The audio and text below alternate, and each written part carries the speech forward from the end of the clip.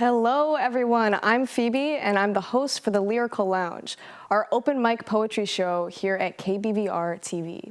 Our goal for the Lyrical Lounge is to be a medium where poets can come together to showcase their work and get their writing out onto a bigger platform. We're excited to welcome three great people today who have come to share their work with us. Now, let's welcome our first guest, Austin Thornton, to the stage. Hello, my name is Austin Thornton. I'm an English and creative writing student, a reporter with the Daily Barometer, and a reader for the Northwest Review. This first poem is inspired by an ekphrastic challenge I found one day in Moreland Hall, and it's about coming to college and not knowing how to do anything. The student. Each of the figures in this image has recently learned something. Choose one entity and tell us what it knows. I'd never seen it before. The words hung on a professor's door, plastered with an image, a terracotta red chimera, a turtle and a human head he'd crawled inside of. The bodiless man was horrified, the turtle even more so, from what they had become. Both of their faces were bent, surprised, like they were missing everything, and they were so desperate for each other, desperate for the knowledge which they should at last have found in this unifying moment, their apotheosis, their completion. But despite being buried in each other, these desperate creatures, despite everything, they really didn't seem to know anything. This poem is about procrastinating, Lackidaise. I do everything in bed these days. It is my living bed, where I pursue what I once had as if I've not forgotten. It is my dinner table, theater, and study when I have an obligating page. But on days like these, when I'm expecting nothing, I'm laying in my Lackidaise, because I can't seem to do the things I love. And I'm not tired of naivete. I need a break. I'm only uninspired. This is a little bit of a tone change, but this is a poem I wrote about my now fiance. Wrapped around. See my fingers clumsy, shaking, and it's a little fuller to the right. But on my finger is the ring you gave me in Astoria, with silver leaves and lilies for a crown, one stone like a drop of maple syrup, and of course a metal loop, a perfect circle, barely wide enough to slip around if given time. But if you stare at the loop too closely now, you'll see it's gently fuller to the right from all its use. And as I see it, all the metal's all the same. Just now the ring you gave me fits my shape a little more. Thank you.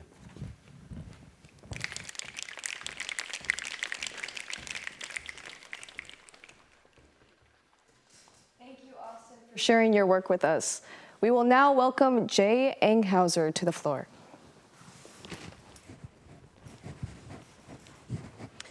Hi there, I'm Jay Enghauser. I use they, them pronouns. I'm a fifth-year student at OSU with a creative writing major. I'm also the assistant editor of Prism, which is our undergraduate literary and art magazine. I'm the secretary of the Creative Writing Society, and I'm also a writing consultant at the Writing Center, so I'm deeply involved in the writing community here. I'm reading my first poem from a collection that earned an honorable mention for the Weaver Poetry Award called Words from Parents and Fruit Baskets. I want to throw a content warning out there. There's some reference to sexual abuse and offensive language in this poem. So now I'll get right into it. This poem is called How to Meet Expectations. I was a young girl who looked up to her parents like they taught the sun to rise and the birds to sing because they said they did. I expected love, but I was willing to work for it. Conditional love was something that I understood intimately. I went to Sunday school where I was told that God would love me unconditionally, as long as I was pure, straight, and kept coming to church. At school, I found that teachers loved me if they could leave green ink at the tops of my papers, if I understood the lesson the first time through, sat quietly at my desk, and wrote in 12-point Times New Roman. So when it came to pulling love from my stepdad, like pulling music from dull blades, he liked to clean house, so I tried to vacuum once a week, only to be called retarded when we got a new one and I didn't know how the controls worked. I watched him split wood and joined him on his excursions into the yard to cut down the trees I used to love to climb. To be called weak and a little girl when I tried to wield them all myself. When I opened the makeup he gifted to me that lay deep in a pink bag at my 12th birthday party, after saying I looked like a homeless dyke, I tried to learn to wear it. But even before then, he asked femininity from me, maturity from a pre-adolescent body. His hand spread disease over my flesh and called it love. When I had to tell the advocate where those hands had been on little me, I realized that none of my skin was mine. I couldn't return to Sunday school because I wasn't pure or straight. My marks remained high, but I was plagued by a darkness that he penetrated under layers of clothes. The man who they told me shared a name with the Savior. Where was my Savior? Back at home, blackout drunk, forcing me to call him Father. Thank you.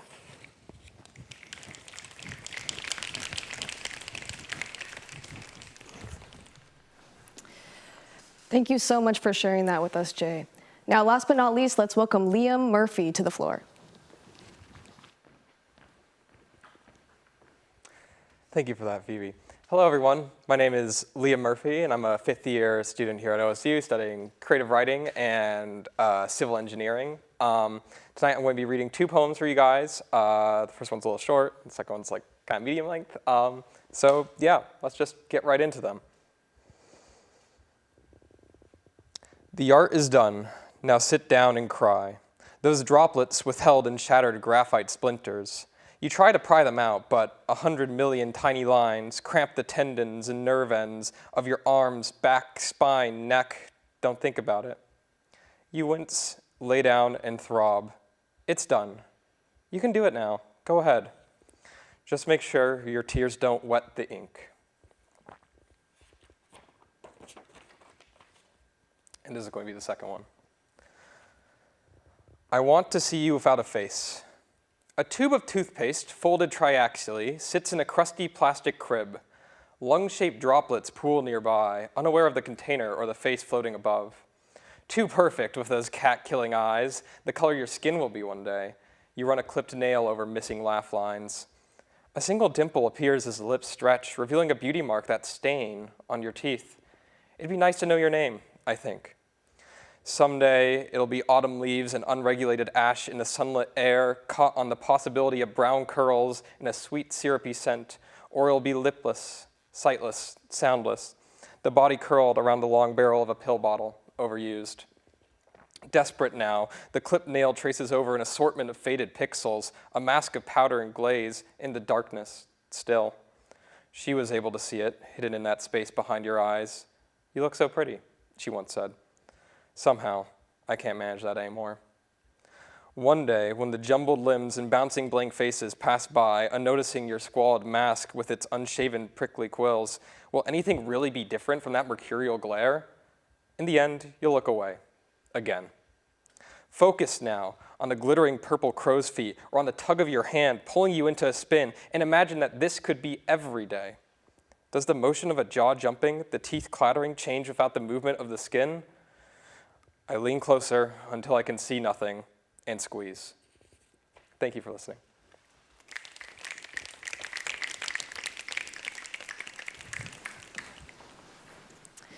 Thank you, Liam. We're now going to take a short break. When we come back, we're going to find out a little bit more about our poets. Castillo. I'm a senior here at Oregon State University, and this is my story. Hey, what's up, everybody? Thank you for joining me on another journey through the multi-lens. I'm your host, Castillo. Well, when I first came to Orange Media Network, I came with a passionate idea that I had in podcasting, and that was to talk about science, religion, culture, things that were in the headlines, dive deep in a variety podcast show. The opportunities here at Orange Media Network are great. They have state-of-the-art resources. These professional level cameras and microphones and equipment has elevated my podcast to a professional radio quality podcast. And these resources are accessible to anyone who's interested in media. I was able to create an amazing portfolio, and that portfolio helped me land a marketing job in the industry. My name is Castillo. Come join Orange Media Network so you can tell your story.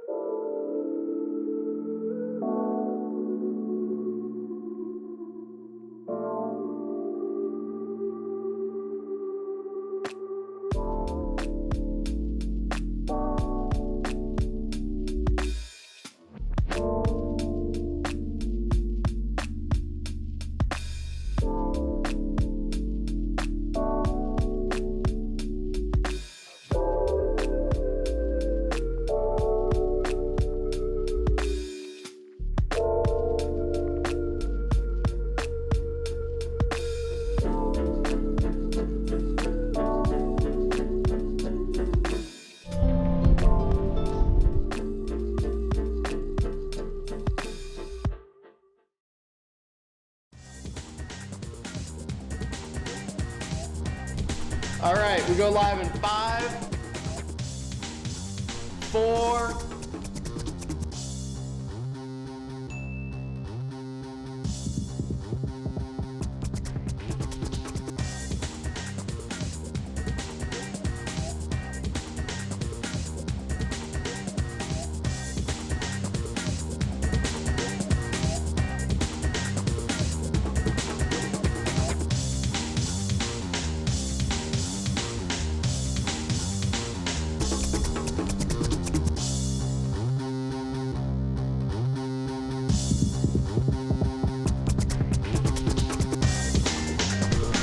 Ready, camera 2. And wipe it. Welcome to KBVR TV. Come join our team.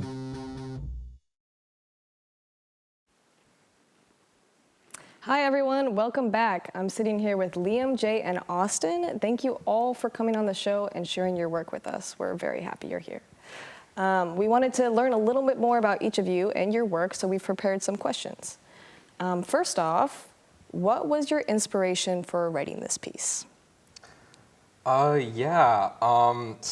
for the two pieces, it's fairly different. The first one came about when I finished a visual art piece for the Inktober ink drawing challenge that some of you may know about. And I finished it at like 4 a.m. in the morning, and I was not vibing. And I was just in kind of like a state of, I don't know, shock and wanting to go to sleep, and that's where that came out of.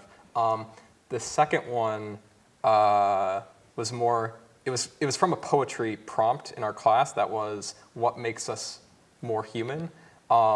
And my response to that was, I want to see you without a face. And I thought about looking in the mirror and all of the kind of traumatic stuff that happens in my brain because of gender dysphoria and complex stuff like that. And so that's why it's just riffing on that idea. Right, I love that. Yeah. I think with my piece, it comes from a place of childhood trauma, which I think that a lot of poetry comes from. Just this unfortunate situation with my ex-stepdad. But while I was going through it, I was literally crossing out the words that he had spoken to me. And so I was able to disassociate myself with those identities. And it was just really cathartic for me. Well, I think the inspiration for my piece wrapped around is, well, obviously it's this ring that my fiance got me, because it did end up adapting to the shape of my finger a little bit, and the metal is a little bit misshapen now. And I thought it was interesting and kind of paralleled how our relationship had changed in general and adapted over time, and so I wanted to explore that. Right, and that's a gorgeous ring, by the way. Oh Thank my you. gosh. Yeah, that's so sweet. All right, next up, what is your favorite part of the poem or multiple poems that you shared today?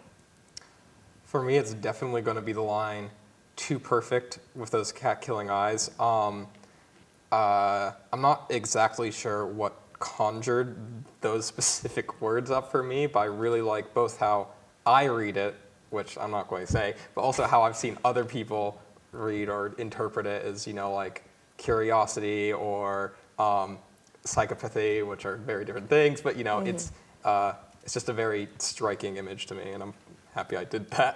Absolutely. Yeah, for me, with the poem I read, the last 3 lines, back at home, blackout drunk, forcing me to call him father, was my favorite part of it, because I was trying to get this specific cadence, and it felt like it took the whole rest of the poem to really nail down that spot, and so by the end of it, I was like, oh, I did it. Yes, and you did. It was strong. It's really good. Yeah, I think my favorite part about Wrapped Around is the structure. There are a couple aspects that I like, and you can't really see that unless you're reading it on the page, but the line about being gently fuller to the right, the ring, is the longest line in the poem, so it extends furthest to the right. Oh, interesting. I like that. All right, next question. What do you do to get in the headspace for writing? Do you have a certain routine to help you get into the mindset to write? Yeah, I wouldn't say I have a routine because it's a very random thing a lot of the time. It's also, at least in the context of the poetry class I'm taking now, there's assignments I have to do at some point, so I do them.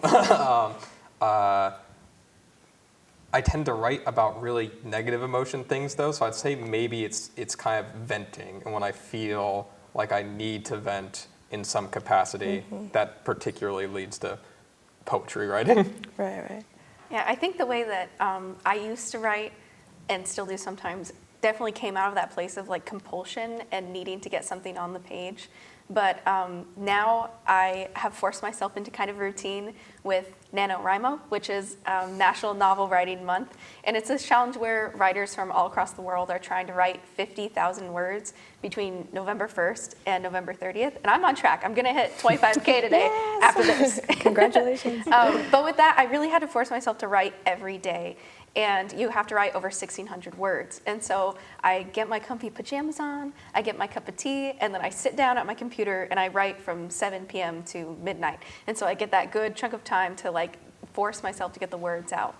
But if I don't have a deadline, I let the muse hit when it strikes. Well, I don't really have a routine like that, although I probably should develop one whenever I have the time. But I do find that I usually get in the mood to write when I'm like out walking and I'm all alone. There's nobody around me to hear me, and I can just talk to myself.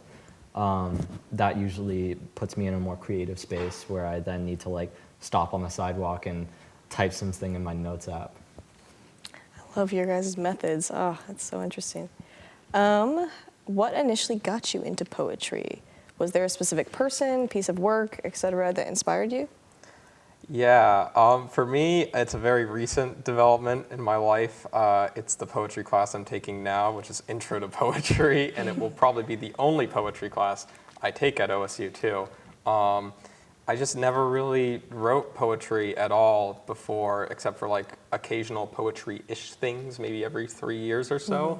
And something about this class and the place I'm at personally, I think, made the kind of open, or the lack of conventions that prose writing has, in poetry, it made that really attractive to me in this term, and then I got really into it. Right.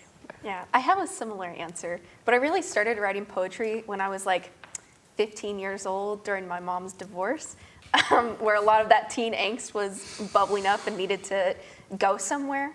But then I just didn't touch it until I was into my early 20s, and I took an intro to poetry class that was taught by Natalie Patterson, she was a grad student here at OSU.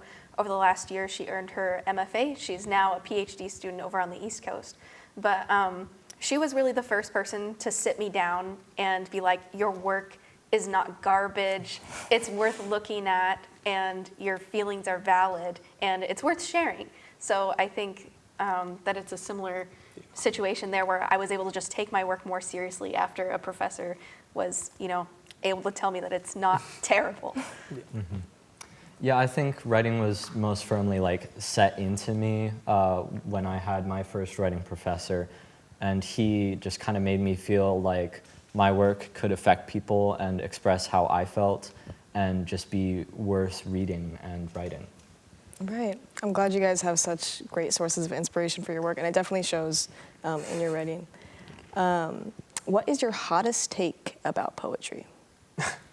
Well, I'm not sure how hot of a take this is in like the world of poets themselves, but at least in the world of non-poets, there's a lot of hatred for the old white European or American dudes that are kind of, you get bashed in the head with in English education, like Shakespeare. And I like Shakespeare now, but I think a lot of people's hatred of that type of poetry that's kind of just so relentless in American education, I think it's a very valid thing to hate. Right. Yeah, my not super hot, but take would be similar to that. So, well, I love Shakespeare, but I think that poetry used to be really only accessible to rich old white guys talking about flowers and how women's virginities are like plucking flowers from the earth and, you know, just things like that. And poetry is just not about that anymore. It's very personal. It doesn't matter what kind of educational background you come from, cultural background, as long as you're writing from the self. And if you connect to another person because they read that, fantastic. If not, it's still existing for you. And so I don't think it needs to focus on form or rhyming or other things like that. Absolutely, yeah, I love that. Yeah, I could say a lot about that as well, but I think my personal poetry hot take is that poems should generally be under 600 words because I feel like there's a certain amount of weight and like attention that has to go into each word in a poem, and readers can't apply that and keep that pace up for longer than like 2 pages, I think. And I feel like a poem should express one singular idea and be able to make that fit into someone's head all at once. And part of that is making the visuals of the poem all fit in their head at once. So like you don't have to flip a page in order to get more of it. So it's all just there. Right, okay. Thank you all for your hot takes. Is there any advice that you would give to aspiring poets who are just starting to write their own poetry? I think the main thing just is, like, don't be embarrassed by writing poetry. I think it's a thing at least I struggled with at some extent, especially sharing poetry too, because I think it's kind of connotated as embarrassing at some point in, you know, middle school and high school. But poetry lets you make associations with words in ways that are a lot more unconventional than in prose and in fiction. And I think exploring that can be really valuable if you can get over that initial hump of, yeah, it kind of might feel embarrassing to write poetry. So just like go for it. Yeah, I think once you actually get the words on the page and you're willing to share with others, a good way to try to get your work out there is submitting to different like literary magazines. Yeah. Self-promo here.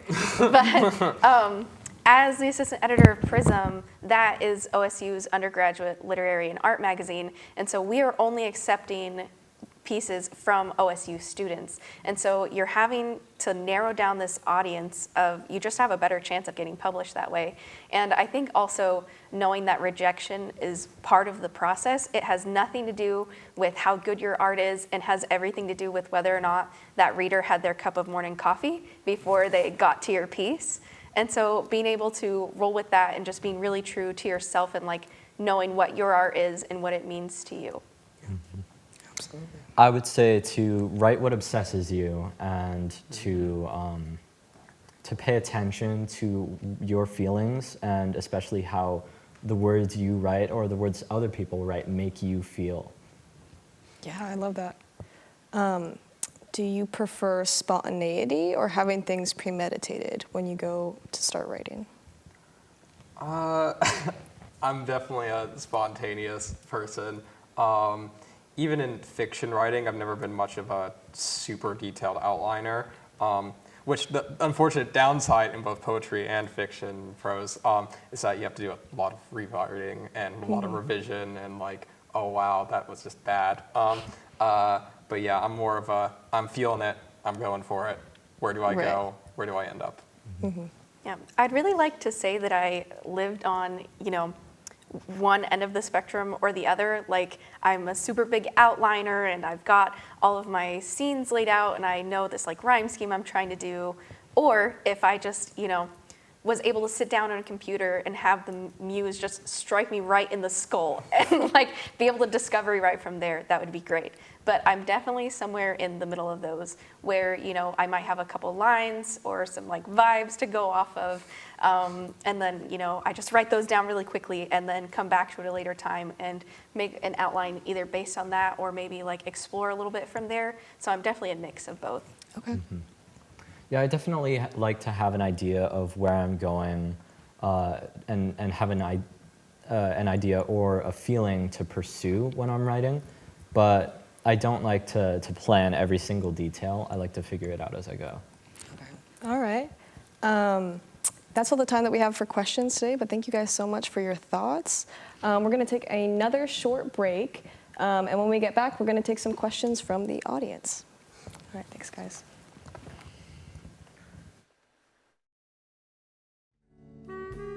Audio, man, it's in the air. It's the fluctuations that vibrate our ear holes and make the cochlea sensitive, you can't ignore it, and you try to start measuring it, and it just pulls you in. Well, I used to try to play music on my own, make the sounds from my own hands and instruments. Then I started recording. Upon hearing myself in my recordings, I decided I should just record. When you're a young adult who is serious about pursuing media as a career or even a side hustle, a lot of people won't take you seriously. OMN is cool because not only will they take you seriously, they'll push you and they'll give you all the tools to really try to do something special with it and let you be creative about it. And so that's what's been special about OMN to me. I'm Sam Lay, and I'm a student engineer at Orange Media Network.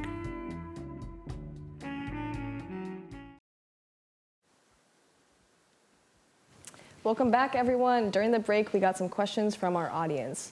Our first question is from Ellie, and it reads, are there ideas that you usually try to incorporate into your writing? If so, what are they? It really depends for me, I think. Generally, it tends to be negative emotions, because that's generally what leads me to writing poetry, but there's a whole slew of negative emotions to write about, so. Yeah, I think there definitely are some themes going across my work. I think a big one is just being like a non-binary gay person, writing from a place of like queerness. And then also when I was growing up, it really felt like me and my mom against the world, and that became my definition of family. So when she remarried and I got like 4 more siblings, I really had to reimagine that definition and where my role in that fit. So I think I speak a lot about family as well. Mm-hmm. I kind of write as a coping mechanism for whatever's bothering me at the time. So sometimes that'll be like the existential dread of knowing our planet is going to die within our lifetimes. And sometimes that's just like not being able to do some work in the afternoon. Yeah, absolutely. That's the only question that we have time for today. But thank you guys so much for being on the Lyrical Lounge. We appreciate you. Is there anything you'd like to say before we end the show? Thank you so much for having us. Yeah, thank you for great. letting us come and read our stuff. Yeah, absolutely. All right, thanks, guys. This has been the Lyrical Lounge. Thank you all for coming on.